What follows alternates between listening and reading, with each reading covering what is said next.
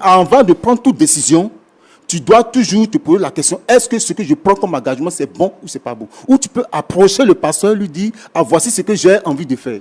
Aujourd'hui, je constate souvent, et c'est quelque chose je suis vraiment écœuré d'entendre ces genres de choses. Donc, je suis appelé, j'ai un appel prophétique, j'ai un appel pastoral, donc je laisse mon boulot, mais je fais comme ceci. Mais est-ce que tu as approché les membres de l'église pour pouvoir le sauver? Est-ce que ce n'est pas vous qui avez dit à ce jeune homme-là d'abandonner son travail? Je ne le lui ai jamais dit, cela. Peut-être que dans nos causeries, il a pu peut-être entendre autre chose, mais je ne peux pas lui dire en aucun cas. D'accord, moi je vais poser la question aux frères corinthiens. Vous étiez dans l'église, qu'est-ce que vous faisiez dans l'église? J'étais particulièrement... Non, ne pleurez pas, parlons tranquillement. Qu'est-ce que vous faisiez dans l'église?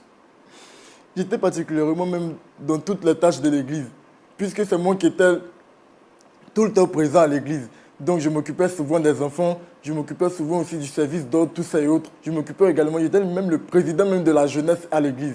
J'étais tout le temps même dans toutes les tâches de l'église. Attendez, vous étiez vous-même dans les tâches de l'église ou c'est le pasteur qui vous demandait de le faire? C'est le pasteur qui me demandait de le faire, puisqu'il me disait que j'étais appelé à être de l'école pastorale. Donc il fallait que je m'immisce un peu dans plusieurs tâches de l'église, au moins comme ça je pourrais comprendre le fonctionnement de l'église. Oui. Effectivement, c'est ça. Alors, quand il vous a demandé de faire toutes ces choses, est-ce qu'il vous a vraiment dit en âme et conscience d'abandonner votre travail pour venir servir Dieu? Effectivement, il me l'a dit. Pasteur, il ne faut pas faire ça, pasteur.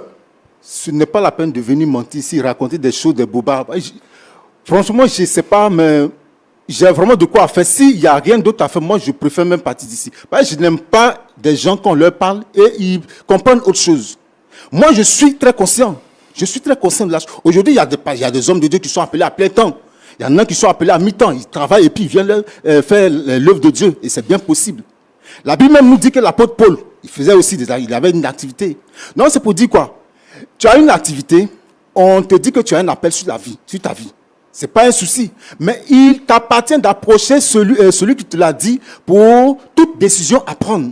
Maintenant, si toi, de par toi-même, tu prends un engagement, mais ce n'est pas le pasteur qui va endosser ça.